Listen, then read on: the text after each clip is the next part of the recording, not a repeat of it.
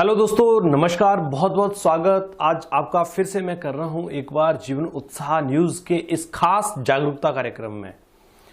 दोस्तों, जागरूकता कार्यक्रम मैं क्यों कहता हूं इसको, और मेरा आज क्या मकसद है आपके बीच में इस बात को रखने का, वो ये है कि जैसे कि हम लगातार कवरेज दे रहे हैं आपके पंचायतों में जो प्रतिनिधि हैं उनको, और उनके बारे में आप तक ये पहुंचाने का प्रयास कर रहे हैं कि किस तरह का उनका व्यक्तित्व है, क्या उनका नॉलेज है, कितने वो डिजर्व करते हैं और कितना जो है वो आप उनको समझ सकते हैं।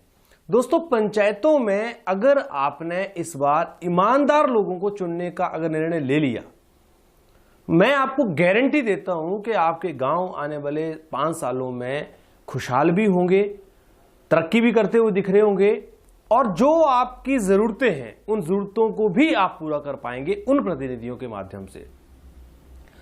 दोस्तों, मैं पंचायतों को लेकर क्यों बार बार सक्रिय रहता हूं या क्यों बार बार आपको जागरूक करने का प्रयास करता हूं। आप सोचते होंगे शायद पंचायतों में पत्नी क्या होने वाला है। दोस्तों, पंचायतें हमारे संविधान का एक ऐसा पार्ट है जिसको अगर सुदृढ़ कर दिया जाए, जिसको अगर सही कर दिया जाए, तो मेरा विश्वास है कि करप्शन को हम 70% तक कम कर सकते हैं। यह बात अलग है कि सरकारें दावा करती हैं कि हम करप्शन को खत्म कर देंगे, करप्शन पे रोक लगा देंगे, लेकिन मैं ये दावा करता हूं सरकारों को कि अगर आप पंचायतों के भ्रष्टाचार को खत्म नहीं कर सकते तो आप किसी कीमत पर भ्रष्टाचार को खत्म नहीं कर सकते। मैं चैलेंज करता हूं इस बात को, किसी भी सरकार को मैं बोल रहा हूं। मैं हिमाचल प्रदेश सरकार की बात नहीं कर रहा हूं। अगर पंचायतों में सही प्रतिनिधि, सच्चे प्रतिनिधि अगर वहां आकर समाज के लिए कार्य करना शुरू कर दें, तो कोई भी ताकत हमारे भ्रष्टाचार को बढ़ने का मौका नहीं दे सकती है, और ना ही भ्रष्टाचार बढ़ सकता है। मैं आपको 2-3 एग्जांपल देता हूं, इसके आपको समझ में आ जाएगा। एक प्रधान की सैलरी कितनी होती है, आप मान लीजिए साल का 60,000 रुपए एवरेज, और 5 सालों में अगर आप देखें तो करीब 3 लाख रुपए उसको सरकार की तरफ से एक सैलरी मिलती है। तो 5,000 रुपए महीने पे एक व्यक्ति जो काम कर रहा है, क्या आपको लगता है कि वो इतना ईमानदार हो सकता है? जी नहीं, क्योंकि जितना भी पैसा वो लगाता है उसमें सरकार ने कहीं ना कहीं उसके आने जाने के जो खर्चे हैं, जो सरकारी तौर पर जाना होता है उसको, उसके भी लगाए होते हैं, उसको भी लगाने का अधिकार होता है। यानी पंचायतों में भ्रष्टाचार केवल पैसे के इधर उधर करने से नहीं होता है। पंचायतों में भ्रष्टाचार कैसे होता है उसको आप समझिए। एक जो मस्टॉल लगाए जाते हैं वो झूठे कई बार लगा दिए जाते हैं, तो उसकी वजह से जो पैसा है वो गबन हो जाता है। उसके साथ साथ में जो पंचायतों के अंदर मटेरियल के बिल लगते हैं, उस मटेरियल के बिल की बजाय कुछ दूसरा मटेरियल लगा दिया जाता है, ये भी भ्रष्टाचार होता है। उसके साथ साथ में उन लोगों के झूठे जॉब कार्ड बना देना जो वहां पर उपलब्ध ही नहीं होते हैं, काम ही नहीं कर रहे होते हैं, और कई बार तो ऐसे ऐसे लोग हैं जिनके 2-2 जो कार्ड बनाए जाते हैं। तो ये सारी चीजें जो आदमी करता है, इसका अर्थ यही है कि वो व्यक्ति कहीं ना कहीं गड़बड़ तो कर रहा है, तभी उसको चला रहा है सिस्टम को। और इसमें उसको सपोर्ट करने वाले जो लोग होते हैं वो लोग उसके चमचे होते हैं, और उनके काम बड़े आसानी से हो जाते हैं, और जिस आदमी ने उनके खिलाफत की उस आदमी को बाहर कर देते हैं। मेरे पास बहुत सारे ऐसे इशू आते हैं जहां पर यदि कोई प्रधान ईमानदार है तो वहां उप प्रधान और सचिव का आपस में मेल हो जाएगा। अगर कहीं उप प्रधान ईमानदार है तो प्रधान और सचिव का आपस में मेल हो जाएगा, उसको बाहर कर देंगे, उसके पूछे बिना ही सारे काम करेंगे। अगर कोई वार्ड पंच ईमानदार है तो उसको साइड में करके प्रधान और उप प्रधान मिलकर वहां पर काम करना शुरू कर देंगे। तो ये एक ऐसी चाल है जिसमें ईमानदार आदमी जो है वो कुछ भी नहीं कर पाता है। दोस्तों, अगर आप अपने समाज से, अपने बच्चों से वाकई में ही प्यार करते हैं, देखिए प्यार करना अलग जगह है, लेकिन वाकई में ही प्यार करने का मतलब क्या है कि आप वाकई ही अपने समाज को एक भ्रष्टाचार मुक्त समाज बनाना चाहते हैं, तो आप इस बार उन लोगों को चुनिए जो लोग ईमानदारी से कार्य करने की ताकत रखते हों। हालांकि सर्टिफाइड नहीं है, उन लोगों का भी कोई गारंटी नहीं है कि जो लोग आ रहे हैं वो किस मंशा से आ रहे हैं। उनकी मंशा भी कहीं ना कहीं ये हो सकती है कि पंचायतों में पैसा बहुत होता है, तो हमारे लिए एक बेहतर माध्यम है। लेकिन कहीं ना कहीं व्यक्ति की जो कार्यशैली है, जो उसके पास्ट के साल, 2 साल, 3 साल, 4 साल का वर्किंग आप देखिए, इतना तो आपको पता लग ही जाता है कौन आदमी आपके गांव का किस तरह का है।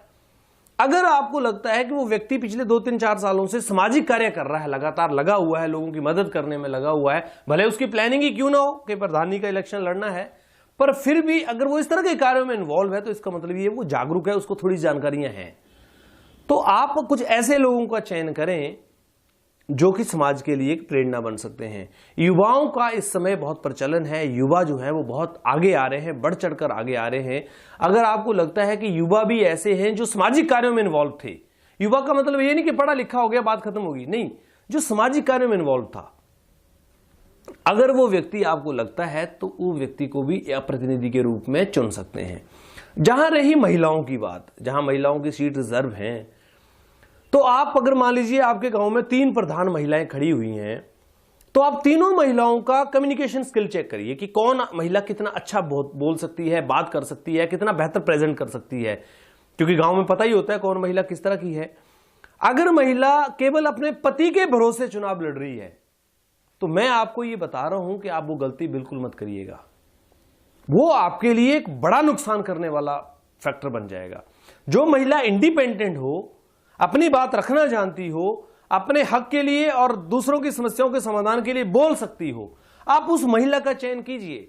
महिला सीट रिजर्व का मतलब यह नहीं है कि आप किसी को भी चुन देंगे। महिला सीट रिजर्व का मतलब यह है कि वो महिला कैपेबल होनी चाहिए, और पति के भरोसे अगर कैपेबल है तो मैं मानता हूं कि आपको एक बार जरूर सोचना चाहिए। और जीवन उत्साह न्यूज का ये मोटिव भी है कि आप सही लोगों को चुने, स्पष्ट लोगों को चुने, समाज में ऐसे लोगों को चुने जो समाज में परिवर्तन करने की ताकत रखते हैं। दोस्तों, पंचायतें अगर आपने मजबूत बना दी तो हमारे संविधान की नींव मजबूत हो जाएगी। और संविधान की नींव मजबूत होने का मतलब यह है जो भ्रष्टाचार की जो बातें आती हैं, भ्रष्टाचार जो चलता है, उस भ्रष्टाचार को हम कहीं ना कहीं एक हद तक रोकने में सक्षम हो जाएंगे। अगर आप ये सोचते हैं कि आपके मुख्यमंत्री, आपके प्रधानमंत्री आपके गांव में आकर आपके भ्रष्टाचार पर रोक लगा देंगे, तो आप गलत सोचते हैं। उस पर रोक लगाने का अगर जिम्मा किसी का है तो हमारा और आपका है। हम सबको यह दायित्व निभाना पड़ेगा और इस दायित्व के साथ ही लोगों को चुनना पड़ेगा। अगर आपको लगता है कि मेरे विचार सही हैं, मेरे विचारों से आप सहमत हैं, तो आप इसे लाइक कीजिएगा, इसको शेयर जरूर कीजिएगा, ज्यादा से ज्यादा लोगों तक हर आदमी जागरूक हो सके, क्योंकि इलेक्शन बहुत जल्दी आपके बीच में आ रहे हैं। अब आपके यहां पर बहुत सारे कर्मठ युवा और योग्य, साहसी, निडर और कर्मठ और मृदुभाषी बहुत सारे योग्य उम्मीदवार आपके पास आ रहे होंगे।